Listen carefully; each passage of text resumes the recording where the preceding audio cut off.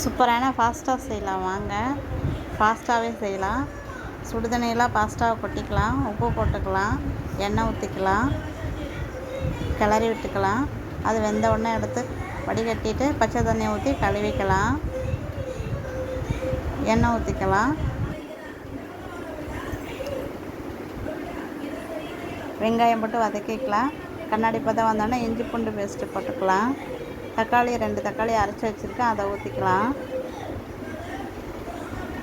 உப்பு போட்டுக்கலாம். இந்த மசாலாக்கு தேவையான உப்பு மட்டும் போட்டுக்கலாம். ஒரு அரை ஸ்பூன் மிளகாத்தூள் போட்டுக்கலாம். டொமேட்டோ கெச்சப் தான் வாங்கி வச்சுருக்கேன், அதை ஊற்றிக்கலாம். கொத்தமல்லி போட்டு எல்லாத்தையும் நல்லா கிளறிக்கலாம்.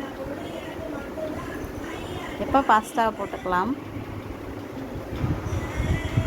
நல்லா கிளறிக்கலாம். சூப்பரான பாஸ்தா ரெடி ஆயிடுச்சு.